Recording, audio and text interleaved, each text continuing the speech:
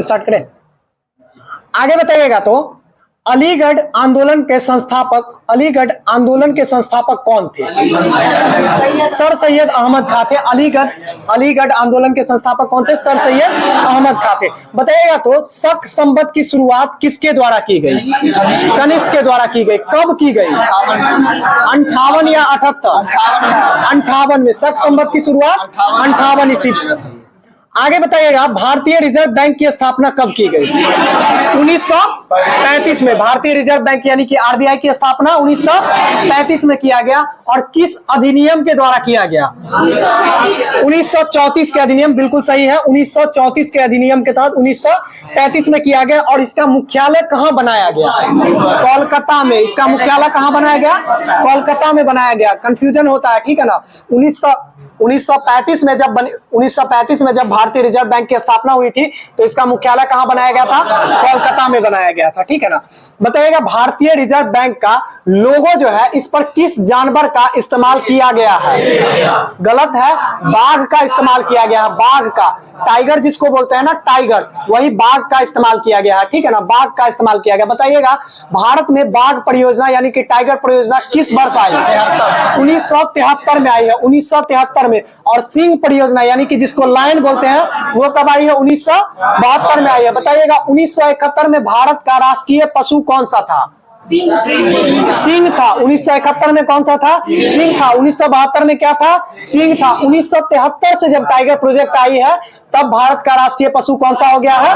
बाघ हो गया है, ठीक है ना। नहीं तो उससे पहले क्या था? सिंह था, ठीक है ना।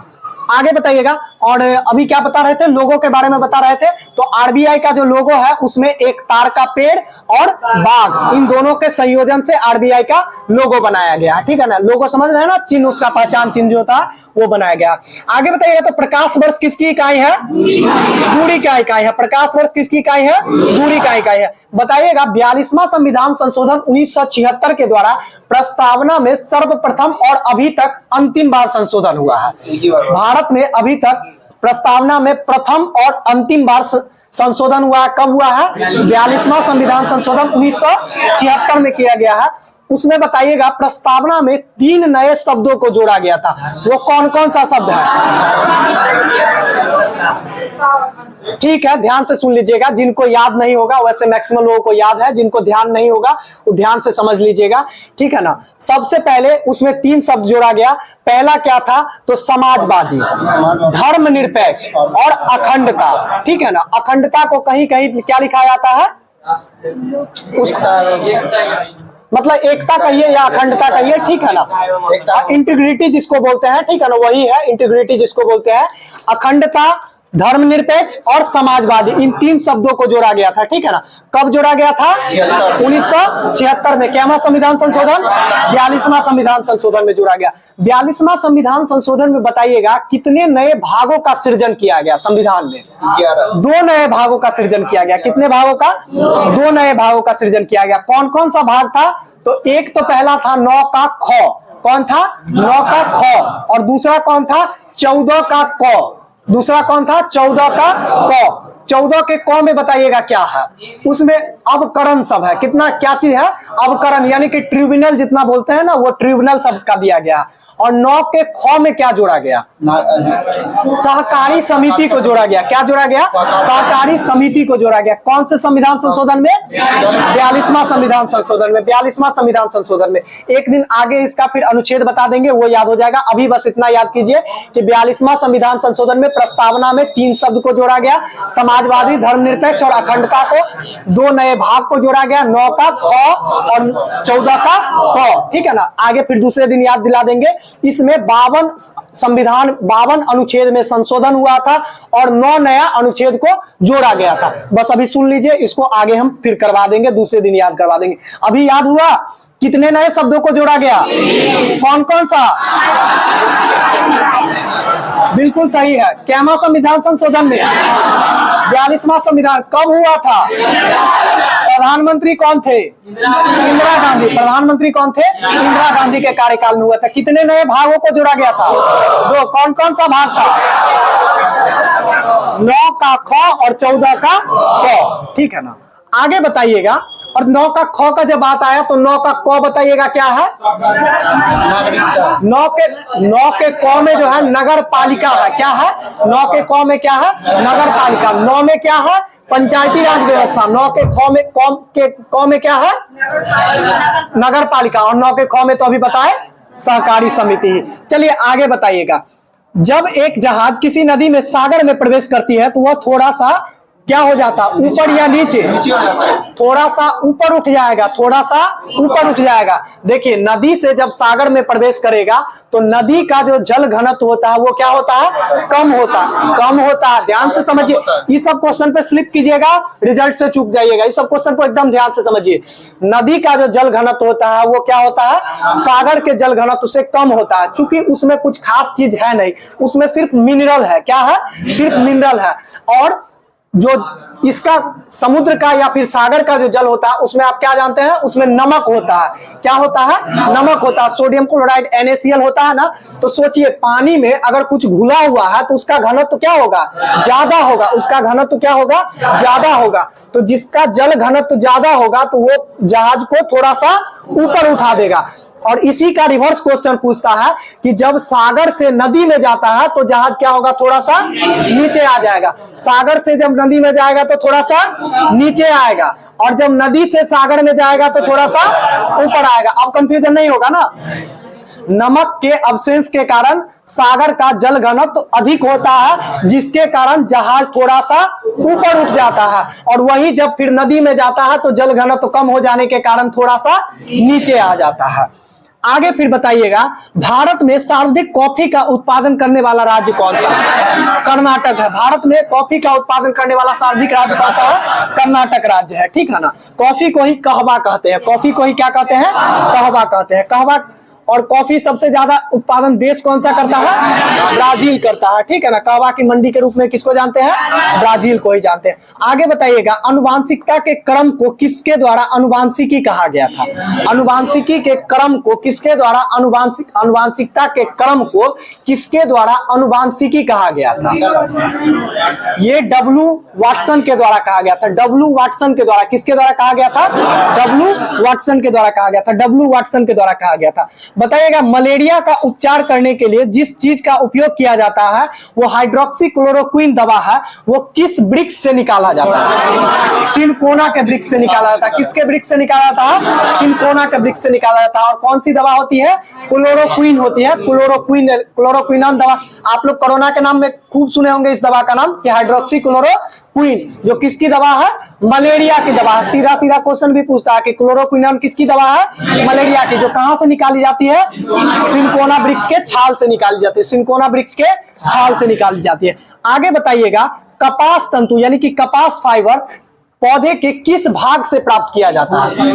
बीज से। बीज से। कपास तंतु, कपास फाइबर जो होता है, कॉटन फाइबर, वो कपास के बीज किससे प्राप्त किया जाता है? बीज से। बीज यानी कि सीड। बीज यानी कि सीड। सीड से प्राप्त किया जाता है। सीड से प्राप्त किया जाता है।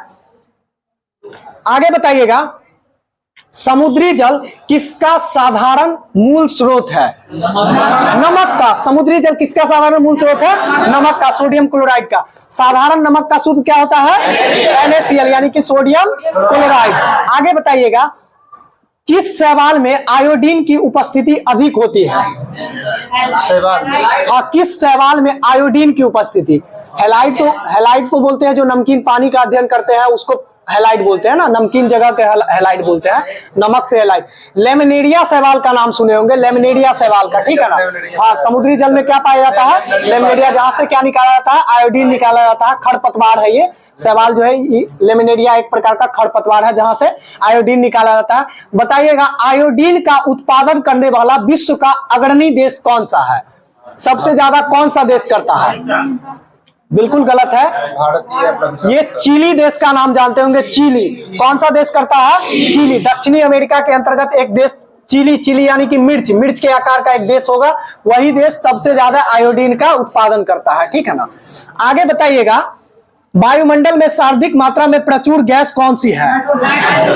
नाइट्रोजन गैस है। और कितनी प्रतिशत है? 78% है। कितनी प्रतिशत है?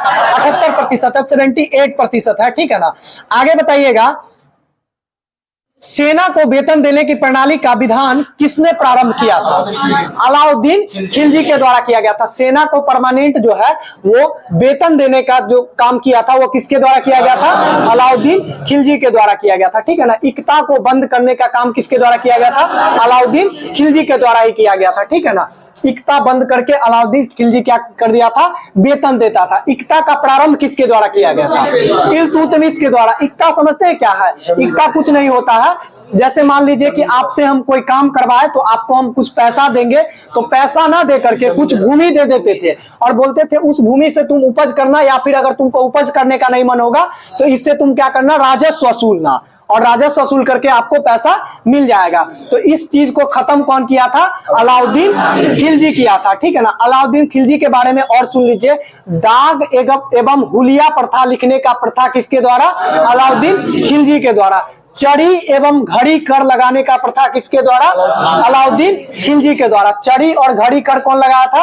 अलाउद्दीन खिलजी के द्वारा। दक्षिण भारत का अभियान प्रारंभ करने वाला प्रथम शासक दिल्ली सल्तनत का अलाउद्दीन खिलजी ही था। दिल्ली सल्तनत का कौन? अलाउद्दीन खिलजी जो शासक था वो दक्षिण के अभियान पर सबसे पहले किसको भेजा था? मलिक कफूर को। मलिक कफूर को किसको भेजा था?